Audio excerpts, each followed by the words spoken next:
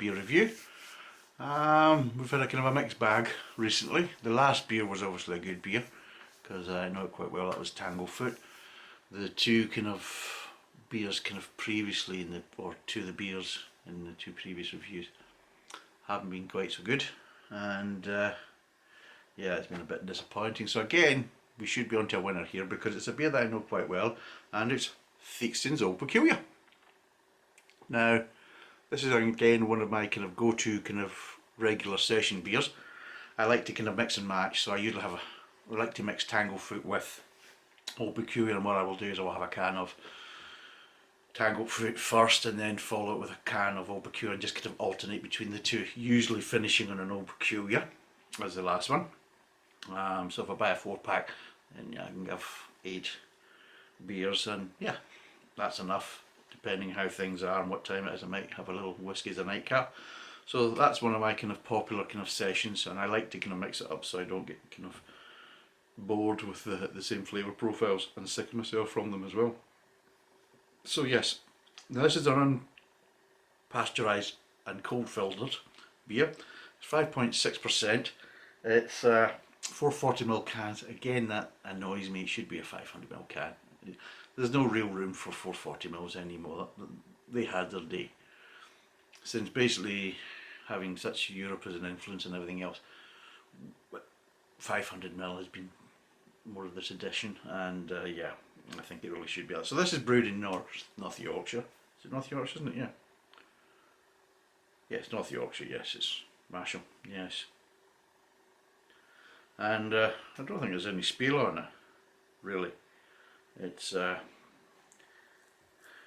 it doesn't really say anything about it, but yes, this is what I would class another one of the kind of bigger heavyweights. It's fairly well known. It's a good beer. Again, it's one of the beers I've never reviewed, and I've never really kind of broken down the flavour profiles. I just know I like the flavour profiles, same as Tanglefoot, and the well brewed beers, and I enjoy them. And that's the whole point of it. When I'm drinking beer to enjoy, I'm not analysing it, I'm not trying to judge it, I'm not trying to break down the flavour profiles. I just know that, yeah, I enjoy this beer, it goes well, I like drinking it, and that's it. That's as deep as it goes.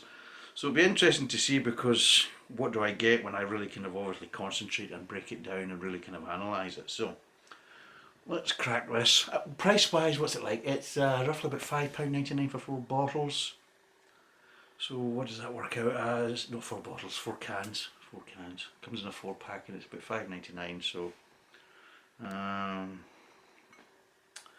what does that work out as?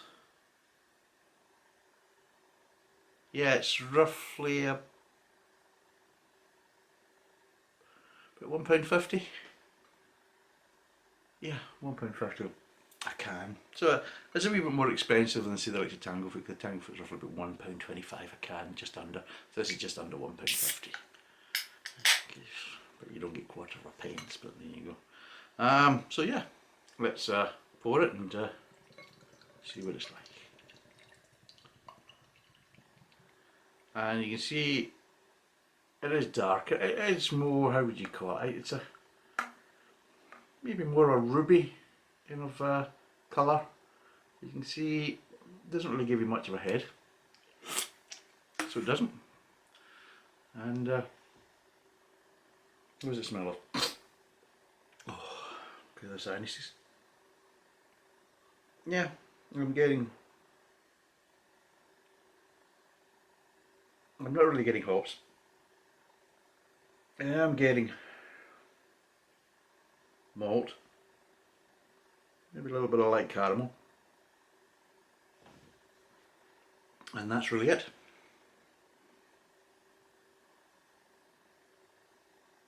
Nothing else.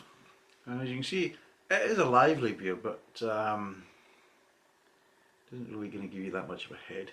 Sometimes you start drinking it, the head will develop a bit more just by, you know, you moving the glass and drinking it, but it just kind of depends, and also depends what temperature it is as well, which is something we will look in later on. That I want to kind of start doing chilling beers at different temperatures and see how they react and things like that, and flavour wise, and obviously how it reacts in the glass as well after being poured. So let's crack into this and see what it's like.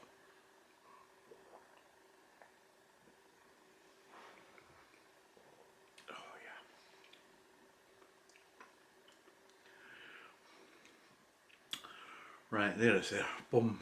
That well-known flavour to me.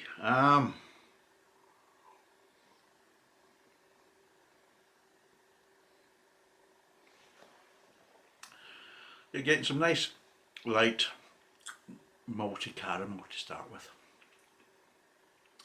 A little bit of sweetness. Then it comes into it and it starts to kind of loses the sweetness and starts to get a kind of more malty molasses kind of flavour kind of mid-tongue. So the molasses is starting to come through, but it's not a kind of sweet, but it's not overly bitter either. But it is kind of it's helping to kind of dispel the sweetness from the start of the mouth. So the start of the mouth you're getting a little bit of malty sweetness, and it starts getting going to kind of a malty kind of molasses in the mid-tongue, which is kind of killing off any of the remnants of the sweetness from the start. And then what you start to do is, as it goes in towards the aftertaste, you start to kind of get it. It's ever so slightly bitter, but it's bitter in a kind of licorice way. So you're not getting a kind of molasses bitterness, but you're getting a slightly licorice kind of bitterness, but not a sickening one. It's quite light, and yeah.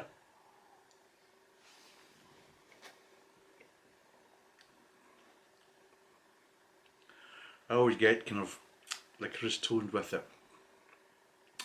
If you've ever had kind of Bassett's licorice all shots, kind of sweets,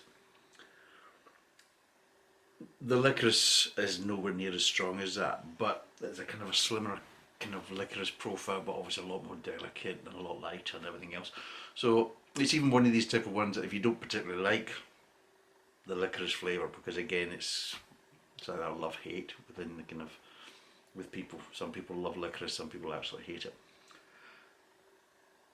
But I find even people that don't like licorice have no problem drinking this beer. So it's not a flavour profile that's so strong, but it just gives it a nice finish. But it doesn't give you that kind of, a lot of them will finish quite a harsher kind of bitterness coming from the molasses side, whereas this is kind of more of a kind of lighter licorice, which gives that ever so slight bitterness, but not much. And yeah, it's just again beautifully well balanced beer. That's very drinkable, really drinkable, and it's good to alternate between the two. And that's one of my drinking styles, is to have a couple of beers and alternate between them and just kind of mix it up and just make the night a bit more interesting. And again, your palate's always kind of changing, so it never gets a chance to get used to it, and you just, you know, get the same flavour profile over and again and again and again. I think that sometimes is a bit boring. I mean, sometimes I'll do it with even like I'll buy like a McEwen's Export, and I'll maybe go for a ruby or something different, or a golden ale, and kind of mix that together and things like that. So it's kind of alternating between the two. The whole idea is I like to have a kind of a lighter beer, maybe with a bit more hops, and then a kind of darker beer with a bit more malt and things like that, and just kind of play it up and things like that. But I alternate and try different kind of mix and matches, and it just make it a bit more interesting. I don't know if anybody else does that. I presume I'm not the only one. But which do you prefer? Do you like doing a mix and match? Do you like having lots of different beers? Do you like to kind of alternate between a couple? Or do you just like to stick with the same one and just enjoy that for the whole evening? And if you're watching this, let us know what you like to do, what you don't like to do. But yeah, what would I give this out of 5? Well, again, it suffers from the same problem. It's a 440ml can, and that lets it down a bit. It should be a 500ml can. I don't know why it bugs me, but it just does. I just think we're so used to having 500ml cans, I mean, and 500ml bottles and everything else, and then you're thinking, seriously? You know, get with the program, you know. Everybody else is doing it. Why? And yeah, it is a bit more expensive, but I mean, £1.50 a can, to me it's not that bad. It would be better for £1.50 for a 500ml can rather than a 440ml can, but What would I give it? I would probably give it the same as I gave Tanglefoot, because the two of them go so well together, and I've had some really good nights with it, and both beers deliver every time, and just hit the. If I fancy that type of beers, it just hits the sweet spot every time for me. So I'm going to give it a 4.2. Again, it's lost some marks because it's a 440ml can. Again, I would have probably given it a 4.5 if it was a 500ml can, but the best I can give it is a 4.2, and yeah, that's just the way it is. But if you have tried it, let us know in the comments below, and let me know what you think. If you haven't tried it, then yeah, I would recommend it. Give it a go. It's a really nice beer, well brewed, well balanced. And that's us for this one. So, thanks for watching. Cheers, and bye for now.